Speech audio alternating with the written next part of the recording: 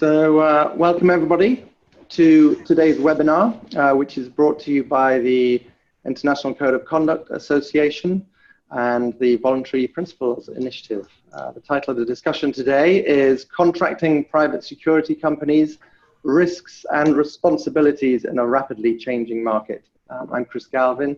I'm the Head of Communications and Outreach here at ICOCA, and I'll be moderating the discussion today. Our panelists are Dr. Deborah Avant, the Si Cho Kang Chair for International Security and Diplomacy at the Joseph Koppel School of International Studies at the University of Denver. We have Jonathan Drimmer joining, who's Strategic Advisor to the Voluntary Principles Initiative and partner at Paul Hastings law firm in Washington, D.C.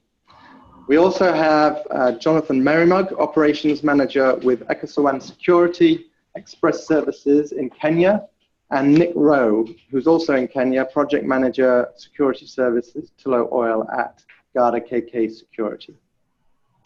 So before we get started, just a logistical thing. Could you please submit any questions that you have?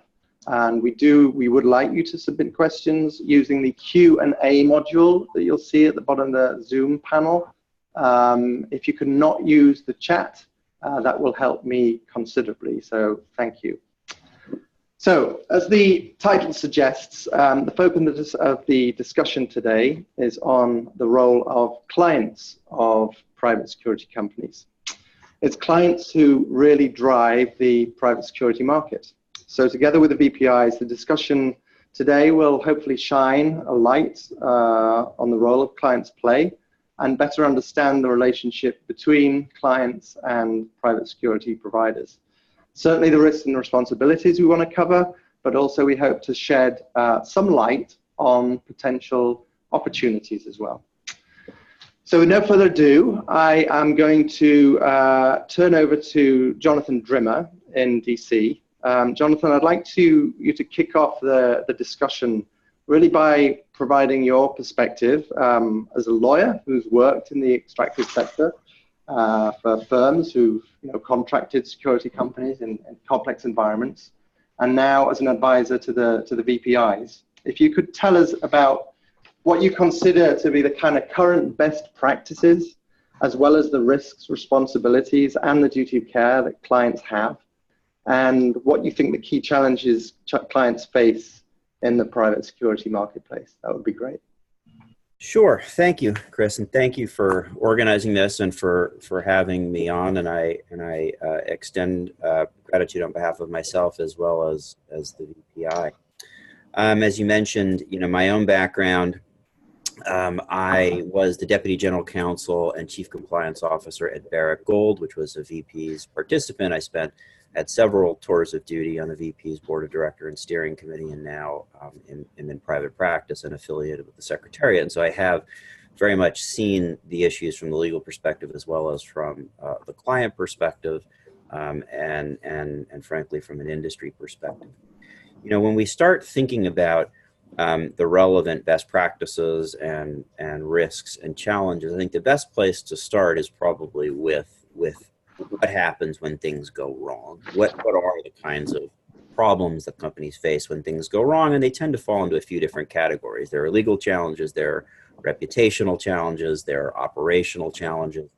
And when you have security and human rights problems, when things do go south, the problems can come up in multiple problems at once. It isn't going to fall into one bucket, and that can be civil litigation, and that can be in the home country or the host country. And we've had cases now that have been brought for many years in the United States. We have a number of cases going on in Canada, the UK, throughout Europe. In Africa, we have criminal cases that are brought sometimes against the companies and against individuals who ultimately might be involved. You have reputational challenges that can manifest in different ways and include things like shareholder proposals and different kinds of proxy fights. Operational challenges can include mine shutdowns, can include site shutdowns, blockades, protests.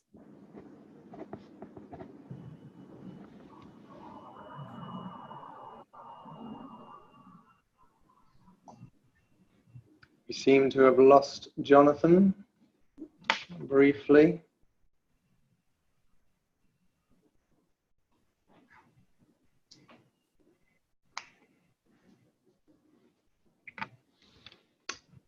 I think we've just lost sound. Yeah.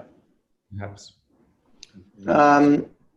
We have lost Jonathan for the time being, so I will think.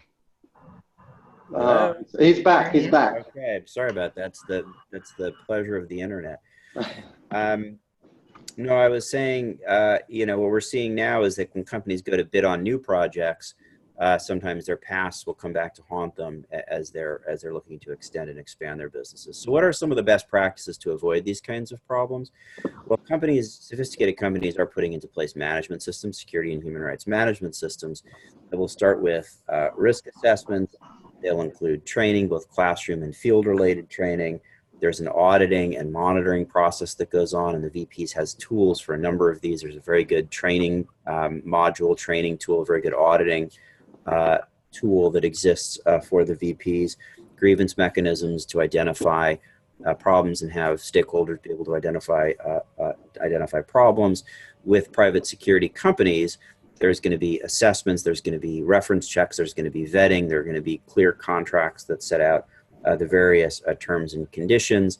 There should be a focus within the system on vulnerable populations, including children, women, indigenous peoples, national minorities, and others.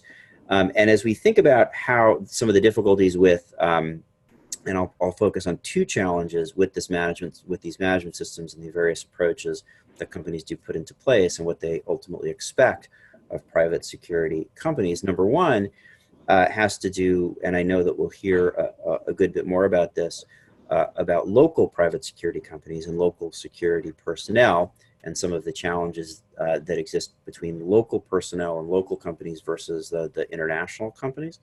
And a second is the interface with public security, where a lot of the challenges ultimately do come from, and frankly, where a lot less control exists, obviously, if you are a client in the space that does need security support. So as we think about, again, you know, risks, challenges, there are a lot of risks that do come from the security and human rights space. As we think about the challenges, local and public security are certainly two big ones, but a considered and organized management system oriented approach tends to be the way that most companies will approach this. Great, thank you. I'm glad the technology cooperated. Very cooperated, mostly cooperated. So does anybody want to jump in after that? We'll move on to Debbie. Debbie, you've spent your career researching this kind of nexus of security, governance, and human rights, which includes the role of private security companies. So if you could kind of give us your perspective and really provide some of the kind of historical context for how the role of clients has evolved, both in kind of theory and practice, that would be great. Yeah, great. Well, thanks from me too for setting this up and for including me. It's already been an interesting pre-discussion, so I really look forward to continuing it. One of the complexities of the private security industry has always been the different types of clients. So when we think of clients, there are clients that are governments, there are clients in the extractive industry, there are clients in the not-for-profit space. And as the market grew in the 1990s, these different types of clients and the different levels of appropriate things that they could do really made it complicated to come up with a sort of standard set of appropriate behavior for the private security industry. And extractive clients have always been a large part of the market for these services, and so we're always, you know, a big potential challenge for the private security industry, or they were a big part of the consumer demand for private security. In the period before the Montreux process and the International Code of Conduct and ICOCA, there really wasn't a clear standard, and private security companies would make very different kinds of arguments. Some of them saying, if I'm hired by a government, then I'm legitimate, and others suggesting, no, there's sort of a broader market and you need to pay attention to these emerging codes of conduct. The Montreux process and the International Code of Conduct and ICOCA have really solved that issue and created a fairly clear set of standards. And yet, how well they're going to work depends on consumer uptake. And we've gotten a number of governments that have signed on to the Montreux Forum, have signed on to the Montreux document, and are there, have required International Code of Conduct compliance, ICOCA membership in some cases, standards compliance. And I think it was natural then for ICOCA to turn to the voluntary principles with whom they had shared a certain commitment to the same sorts of security and human rights concerns. One of the problems, I think, in the interface between voluntary principles signatories and ICOCA is that the voluntary principles aim at a very broad range of security concerns. And as Jonathan just mentioned, one of the key concerns actually has to do with host government forces. And many of the, in the initial seminars that we would have, before ICOCA was even formed, with the extractive sector, you had extractive clients saying, yeah, we want our private security companies to behave well, but our much bigger concern is with the host governments. And particularly if in order to get a standards compliant or ICOCA signatory on board, we have to forego engagement with local security forces, that could actually complicate our set of issues rather than ease them. And so I think the experiment that we're going to hear about that Tallow Oil is conducting is really an interesting one, because it's dealing with that particular set of concerns with local companies. But there is a whole nother set of concerns with host governments that I think is, and ultimately on the ground, it is the relationship between all of these entities that matters for how people who are operating in these areas sort of feel in terms of their security and human rights. So maybe I will stop there and look forward to the conversation. Okay, thank you. So let's turn now to this story coming out of Kenya. We've got Jonathan and Nick, who work for one a large multinational security company, and the other a local company. So we want to hear more about this story, straight from the horse's mouth. It sounds like an innovative kind of model to really get over this challenge of raising standards with using a local security company that really meets international standards. So please do tell us more. Okay, so I think to start, probably Jonathan here should set the context. We're operating in a very remote area in northwest Kenya called Turkana, which is semi-desert and sparsely populated. And that is where Tullow Oil's initial operations are, the extractive operations. So Jonathan will set some context of the environment within which our client Tullow is operating. And then I'll start to discuss, which parallel what some of the other speakers have said, some of the risks that we're facing on the ground, and then the rather innovative solution that Tullow, alongside Garda World, KK Security, have put in place to try and alleviate those risks and get this small company that we've founded to those international standards, ICOCA, and the adoption of the principles. So Jonathan first can give you the context of where we're operating. Thank you, Nick. Thank you, Chris, and thanks to IGOCA for having us here. Maybe to give you a superficial picture on which area we operate and which area actually we do what we want to do, is that Tallow, just like another extractive company, must operate where the resources are. And in most cases, they must operate in hostile areas. And the area it operates right now in northern Kenya is a hostile environment. How hostile? Tallow oil operates in northern Kenya, where it's inhabited by Turkana community. It is a semi-arid region surrounded by other tribal communities.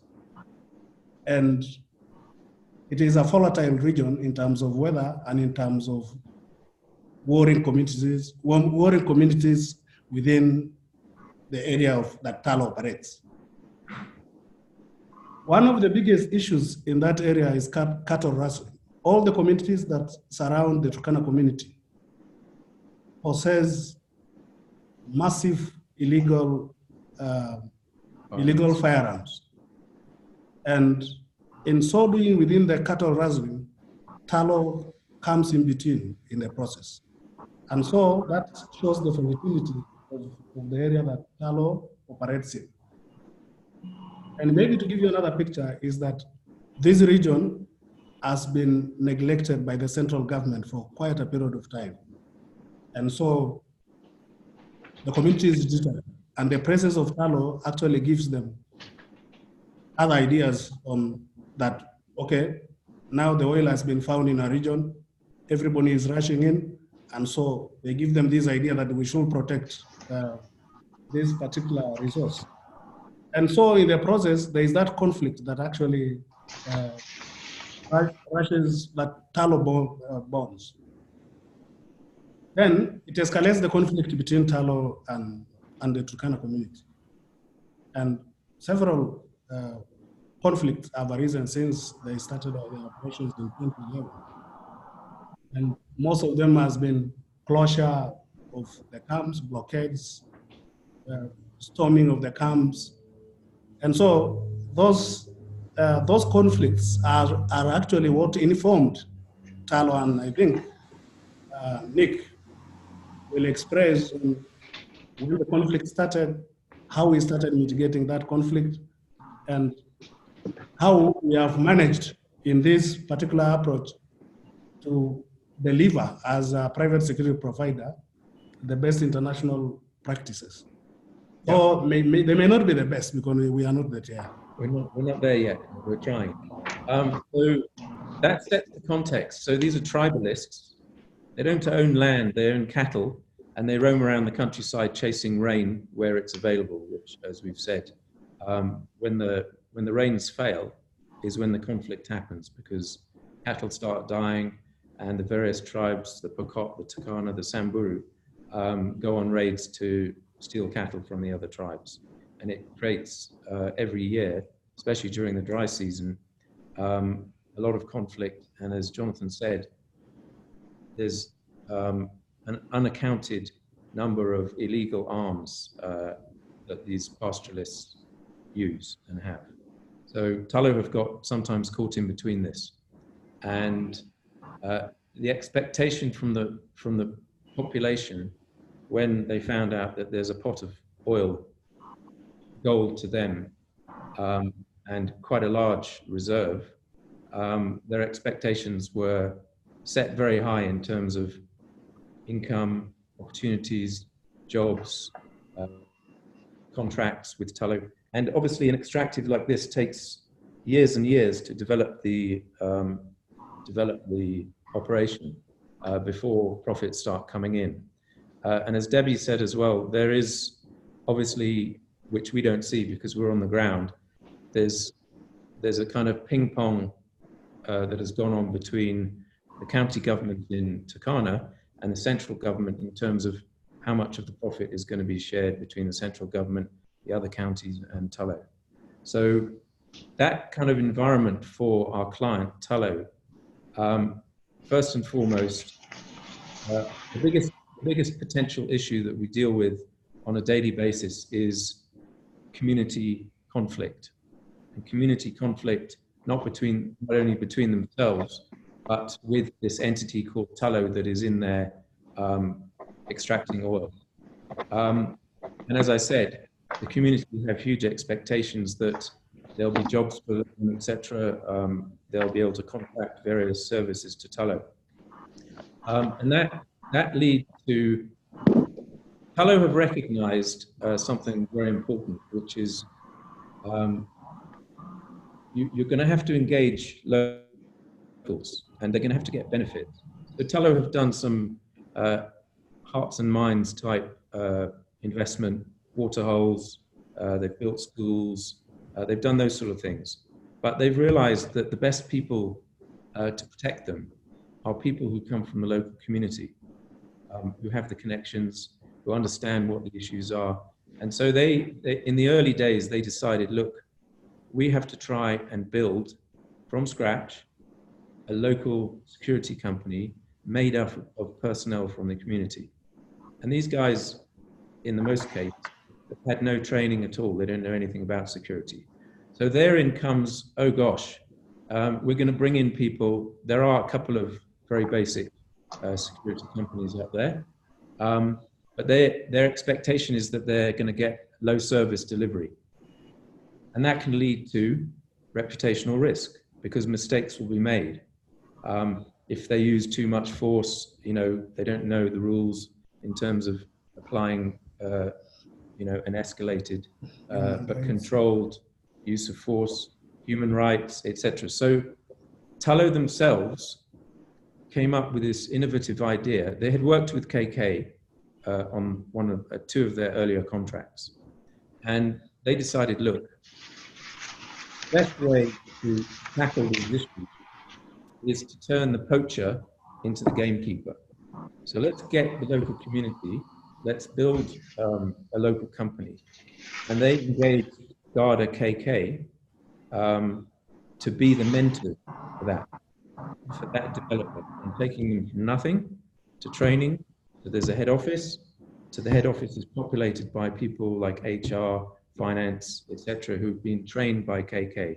So the vehicle with which they approached this problem was to put in place a joint venture between between KK, Garda World, and Ecoswan Security, that gave a revenue share and certain obligations on both parties to support capacity building, etc.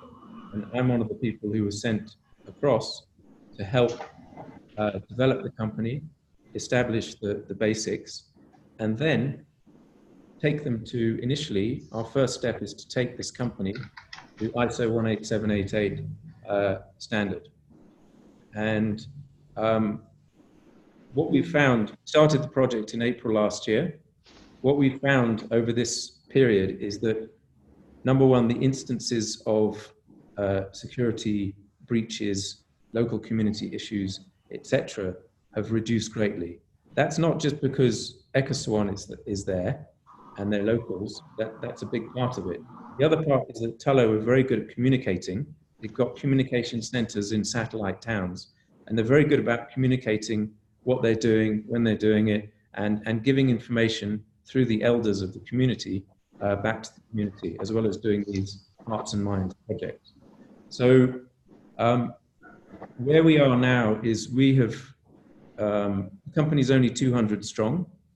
One of the biggest issues with getting smaller companies in, I'll say, conflict zones or risky areas to adopt these sort of standards like ISO, ICOCA, the voluntary principles, is that it's expensive. And there's no real incentive for a small company in Africa or Afghanistan or Iraq to take these steps unless the client is clever and benevolent enough to engage those companies like Garda who are following these principles and have met all the standards, and use them to mentor the small company. And the incentive for them to do that is that if they're ISO certified, that's our first step. Next one is ICOCA, is that that small company, and I think this is going to be a first, I may be wrong, that small company that they've helped to develop is recognized within the community. And they're more likely than any other entity to get the next contract. And this is a 25-year project or more. And once the operation picks up over the next 2 years, this will grow from 200 guards to over 1,000. And the revenue opportunity for such a new and small company, which has lots of other implications with subcontracts and everything else, is huge. So all three parties, this kind of tripartite partnership, is looking like it's going to achieve its aim. We get our first audit from NSS Global next month, and then we've got 3 months to fill any gaps and achieve ISO status by early Q1 next year. I think Jonathan can talk about some of the instances that we've had to deal with and how it being a local company has helped resolve these things very quickly. We have had several instances since the start of the TALO operations in Chicano, whereby I say there have been several blockages whereby locals block the roads, locals block the passages, the access places in the camps. We were able to talk them out. They are the people we know. They are our cousins, they are uncles, they are our brothers. And so we are able to go and sit them down using our own cultural ways of conflict resolution to actually tell them, okay, fine. This client listens. He listened to us when we were agitating for contracts and actually gave us this opportunity to be internationally recognized. And so why would we wish to spoil this? And so they could see the results of the company by actually seeing us working, their own brothers, their own cousins, actually working. There are several instances. I may not go one by one. Let's talk about the one. But I will talk a single one whereby the locals came last year and shot one site that is a production site. It's called Amazing One. And they had to shoot inside. And we had actually to walk to them, told them, you are going to cause a disaster. These are fuel tanks. They may explode and they may kill all of us in these villages. And so when they had that, they could be able to hear us. Okay, and before that shootings and the closure, of course, as the international practice is that you actually evacuate those so we had to close the operations and evacuate, but it was the Kosovo Security Express Services who are the last boots who are left behind to protect the assets. To protect the assets, and we had to stay there for the 2-week period that the closure had happened. And so we were the ones actually to mitigate all the grievances that the community had given agitating about, and we notified TALO that it's safe for you guys to come back. And so we could read a lot from this engagement in terms of the company is benefiting and TALO is benefiting as well. So it's a symbiotic relationship. I will wish to report that, as Nick says, it could be a first one in the world, and so it is successful as where we are right now. Thank you. And can I just finish by saying one thing? It's the aim of the experts like those of you sitting in Denver and Washington to spread this best practice much more widely. And this vehicle, this JV, is enabling a company that would never be able to do it on their own. to achieve those standards in an area that is of high conflict. And if that is successful, then it should provide a model for ICOCA and ISO, everyone, to spread that to the areas where it would unlikely to be spread, so that as we move through time, even the smaller local security companies are achieving those standards, and things improve across the board in terms of security and the risks that some of these companies are taking when they go to these places. It's a fascinating story. Nick, you kind of mentioned that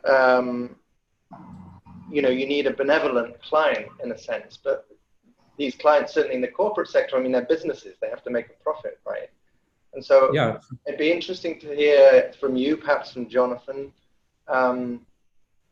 what is the incentive for a client? And what was the incentive initially for Tullow to do this? I mean, this was an experiment that hadn't been done before. What's in it for them? Okay, so I'll talk through all three parties. So for Tullow, the main benefit is that they have generated a security company that is locally based 100%. And that gives them a much better hold on the potential risks, which the number one is conflict with the local community, because they may perceive that they're not getting the benefits up front. So Tullow, I think, did it to mitigate the risks. And Tullow are paying for Ecoswan to go through the ISO 18788 process through the contract. So that's Tullow. For KK Garda, it gives them, they're on the JV, so they have a profit share. As long as the JV, which is now for 2 years, which is likely to be extended, continues, then KK Garda continue to benefit, because not only are they sharing the profit on a percentage basis, but they're also providing the technical services. Garda's a huge company, and it has a much wider security offering than an Ecoswan does, which is currently just doing manned guarding. And there's a whole bunch of electronics and CCTV and operations rooms and that sort of thing that KK are still benefiting from directly as well. And there's a chance that this model will be rolled along as the 807-kilometer pipeline gets built from Lokichar, which is their center of operations, down to Lamu Port, as they move through different counties and have to work with different communities, which KK Garda could continue to be involved with. And there's a lot of consultancy that needs to be done on an ad hoc basis that these bigger security companies are better placed to deliver. So, and from Ecoswan's perspective, they get out of this, we've got a contract, we may not be earning 100% of what the contract says because we have to share it with KK Garda, but at the end of the process, we're going to be ISO certified, and then we're going to go for ICOCA. And if any other international companies come and operate in the area, we're going to get the contracts, because they'll want local security force, and they'll want them to reduce the client's risks by being adherent to the voluntary principles and ICOCA and ISO 18788. Well, thank you. Jonathan D., I'd like to turn to you just for a kind of quick reaction to that story. And I also want to ask you a question that's been submitted by Sean, who is the instigator at Tullow Oil, is my understanding, of this new arrangement. And Sean asks, yes, does he feel that a quantitative management style system, or approach to managing risks emanating from PSCs is sufficient, or does it need to be underpinned by a more nuanced qualitative approach? Yeah, so I think that, and congratulations, Sean, for instigating a tremendous and creative and important example of how effective local security operations really can be organized and conducted. And I think to answer the question, first, I just commend Tullow for its initiative and for its creative work, which it is exactly the kind of important example that needs to be identified and highlighted and disseminated, surrounding how you can integrate local security providers into an effective operation, which has so many benefits when it is done right. Given their commitment to and connection to and understanding of the nuances of local communities, and so it is exactly the kind of approach that we ought to be highlighting and talking about as we are today. But I do think you need both a structured approach as well as an approach that takes into account local nuances. I mean, my own perception, my own opinion is any kind of decent management system program has to be highly localized. It has to be highly localized to deal with the local risks, the local proclivities, the local nuances, the local culture, the local approaches. I think localization is absolutely fundamental to any kind of an effective program in this area. But at the same time, it does need to be structured, and there does need to be some umbrella approach that does have the various components that have been proven successful over time. And to some extent, that is for operational effectiveness. That, again, these are proven methods. And to some extent, it is to give comfort to stakeholders at various levels, as well as company personnel, that this program is well thought through and well managed. So I do think a global structure that becomes highly localized and highly nuanced is critical for any kind of success. And frankly, I think the impressive story we heard fits into that, those general parameters. Thank you. Yeah, Debbie. Could I say something, Chris? Yeah, so I just wanted to echo what Jonathan said on a very different project. I'm working with some colleagues on comparing some different mining community relationships in Peru. And one of the interesting things is the mine that has had the most problematic relationship with its community is like a global great citizen. It's signed on to all of these different initiatives, and you would expect it to be really the one that is shining at the community level, and yet it's not. And I think that having some way of both having these sort of global metrics by which we measure behavior, but also some sort of local on the ground reality check to how that actually works is key, not only to, appropriate behavior on the ground, but it's actually key for these initiatives to be looked at as serious initiatives and not just fig leaves that big international companies sign on to that allow them to operate however they want. And so I think having that localized element and figuring out how you can communicate that effectively is a really important part of success for ICOCA as well, actually. Related to this, Debbie, I want to relay a question directed towards you from Sean. I'm not just going to ask Sean's questions, by the way, so please, if you have a question, submit it, and then I'll stop asking Sean's questions. But Debbie, do you feel that the VPs should try to push past an MOU-style agreement and advocate for a more robust agreement akin to an industry management system-style approach with an audit and assurance aspect? Wow.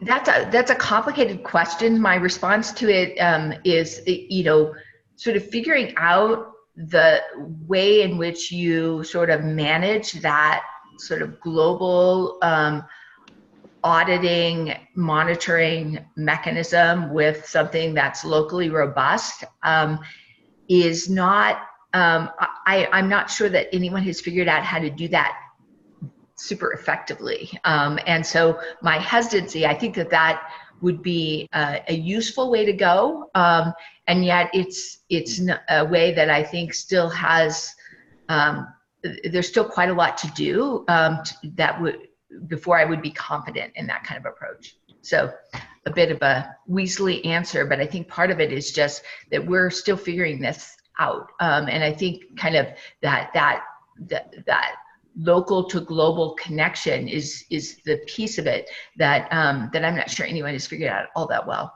Yeah, if I could come in, I agree with Debbie, and I think it's different if you're talking about private security and public security. And I think with private security and private security companies, companies and I think, certainly, major oil, gas, and mining companies from the core of the VPs, the VPI, are going to have systems that do include robust monitoring and auditing. And if you don't have that and something goes wrong, then I think there's going to be hell to pay.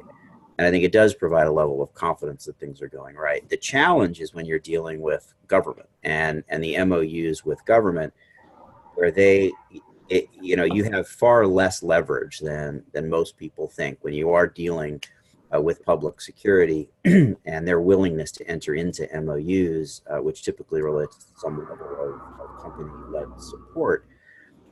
You'd like to think that it's equal bargaining position, but typically the government is saying, here is our form MOU. You can negotiate a few provisions. You can focus on what's most important, but you're not going to be able to reshape the kind of agreement that they want to enter into in most cases. And so it is a little bit more challenging than most people realize in practice when you are dealing with public security than with private security. So just can we tease out a little bit more, Nick and Jonathan, while we have you, it would be interesting to kind of get your perspective on, what are the challenges of the international standards, of reaching them for a local security company, and not just the cost, but other factors that may play in as well. Yeah. Okay. The main driver for this was obviously Tullow. They want to mitigate their risks and pushed for this JV. So that the companies they're operating with, not only the security company, the one we're working with, but others, are striving to reach those standards. And so there's a lot of pressure from them, as well as KK Garda, to achieve those standards. Now, I guess, as you said, let's forget about the cost perspective. ISO 18788 is, and again, we're talking about a currently 200 manned guards company, a small company with a very small headquarters, three directors, and a key office staff of about 5, including Jonathan, the operations manager. Getting our buy-in, us two sitting here, was not a problem. But getting the buy-in that this is a good thing to do, and it's quite onerous. There's a huge amount of documentation that has to be put in place, and a huge amount of training that has to be put in place to impart those policies, procedures, standards, etc., through an organization down to the guards, and also upwards to the directorship. Now, this company started very basically in 2014 and was basically operating out of a kiosk with no sort of central management, and they had a few NGO contracts in and around Lodwar, which is where we're based, to the west of Lake Turkana. So getting our buy-in was not a problem, but pushing this for the last n number of months, both down and upwards, has been one of the key challenges, because for a small company, the requirements are vast. I think we've written down a list of 763 questions that could be asked of us by MSS Global, and we have to put a tick in the box for every one of those. The key support to achieving this has come, the pressures come from Tullow, but the key support to achieving this is the audit team within KK Garda, who we have used extensively to both help us sell the benefits of doing this to the team and also the directors. In fact, the directors are sort of distant because they're not running the day-to-day operations. So getting their buy-in has probably been one of the hardest things, because they have no experience of this sort of international standards that we're trying to adopt. So those have been some of the challenges. But as I said, without this tripartite agreement and JV, and the support we've had from KK Garda, from their particularly, all their departments who trained up our finance people, our HR people, the various departments over a period of time. But it's been the audit guys who know ISO 18788 extremely well and went through the process themselves 2 or 3 years ago, who've really helped join us at certain periods in the project and see how we're doing through audits of, a clear plan that hopefully will lead us to certification by, say, April next year. Would you say, as well, add to that? Chris, thank you. Maybe if I may add something on top of what Nick just said. As I mentioned, what I feel is the main challenge is the steep curve of learning, considering that there is enormous things that we are supposed to do just as a small company of 200 guys. You will know we are supposed to have to start with the documentation. Do you have the right documentation, let's say, for business management, best business management systems? Do we have the right documentation, let's say, for voluntary principles on security and human resource? And so, if you have that documentation, we need to train on that documentation and truly practice and implement on what the business management system say and what all that documentation says. And so, as I mentioned earlier, knowing that that is a marginalized region, it isn't easy to get even a semi-educated individual. And so we deal with half illiterate, half may have gone up to high school. That is it. And so getting the understanding, making them understand all this documentation, training them, making them implement is an honest task. But knowing that the arrangement between, knowing that this partnership that Talo created, it was brought with a condition that, okay, fine, we are giving you guys the contract, no problem, but you must meet the international best practices for us now to continue engaging you to provide security services for us. Thank you. Thanks. I want to just focus a little bit on this question of cost, because it is a competitive marketplace. There is a cost, a financial cost for clients if they're supporting a local security company, for security companies themselves. I'd just be interested to hear what people's views are on, whether they feel that the marketplace at the moment, is there an inherent tension between the cost of provision, putting in a bid for a contract, and the cost of providing an actual responsible service? Are clients inclined to a cheaper service or a more responsible service overall, or is it unfair to kind of broadly characterize? In this case, Talo want 100%, so they're willing to invest so that they get what they want, and the cost of engaging people like MSS Global, you can take different pieces from the menu. You can get more support from them through a year or two period, and it costs X amount. Or you can take the approach that we've done, which is we've already got strong support from KK Garda, and we've got expertise in there. So we will only engage them for 2 audits. An initial one, where they hopefully find the last few gaps that we've got in our processes and procedures and training and everything else. And then they'll give us a 3-month breathing space to close that before they come back again and do a final assessment. So the costs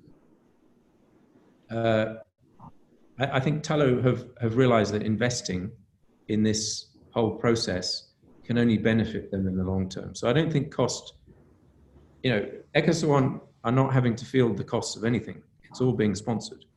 Obviously, KK Garda are taking some of the hit, but they're getting some of the revenue from the JV agreement. And Tullow want to do this properly, and they want to coexist with the community and reduce the amount of issues and risks that they have on the ground, such that they can get on with what they're supposed to be doing and getting the oil out, so that this country takes a step up in terms of development and enriching lives and everything else. So I think they've been a true example to how to do this. And we can't say that yet. We'd have to talk to you in April when we've been successful and achieved what we're trying to do. And we've just had a question come in. Has Tullow identified the cost savings to them of having a responsible local security company reducing operational and reputational risks? And that's the last question. I can't answer for them, but I know for a fact that that's one of the factors they are looking at, because one of the arguments for putting this in place must have been, look, if we do this, it's going to save us money. And I'm pretty sure it will. So I can't speak for them, but that's my assumption. To justify this cost, they must have had to put up quite a strong argument to say, well, if we do A, the end result is going to be a reduction in costs because we've got less issues, less conflict with the community, et cetera, et cetera. So it's kind of, that's it. Yeah, I'm sure. Yeah, Chris, I wish maybe to add something on what Nick has just said. I think when you resolve stoppages of the operation, you'll be saving a lot of money in the process. Whereby Tullow has been stopping the operations up to almost 1 month, and just been losing money every day. Each and every individual, I don't know the costs that they're losing, but I know they should be losing massive money. And when you strive to actually arrest that conflict or arrest what stops your operations, you will have solved the spillages in terms of costs that you have always been incurring during those times. And again, this competitive market, as Nick just said, as we are right now, we aren't, the burden isn't on us, but the onus is on Tullow. And so, if you put on a scale the conflict and the loss, one, I think the which becomes weightier is the conflict. And so the gains from the expenditure will be higher revenue. Thank you. Does Debbie or Jonathan D want to jump in? So I do think when companies are thinking about costs on these kinds of issues, that they're not so much thinking about it in terms of, is this going to save me $5 tomorrow? They're thinking about it in terms of sustainability of the operation, really. And when an operation goes bad with the community and you have sort of this long-standing set of protests, I mean, it can lead to a complete incapacity to operate and an incapacity to be there. And so I think that those kinds of sort of long-term risks are more appropriate ways of thinking about it than in sort of a more narrow cost savings kind of perspective. Yeah, I completely agree with Debbie. I think it is a macro question and not a micro question in terms of is it $7 or $10? I think it's, if you get shut down for a day, what does that mean for you? If you lose your license to operate, what does that mean to you? If you have challenges in getting your license renewed when it's up for renewal, what does that mean to you? So I actually think, while it's easy to focus on ROI, the real way that it gets thought about in the C-suite and in boardrooms is in terms of macro challenges. So, you know, this is clearly an innovative model. Tullow have clearly taken a kind of leadership step here.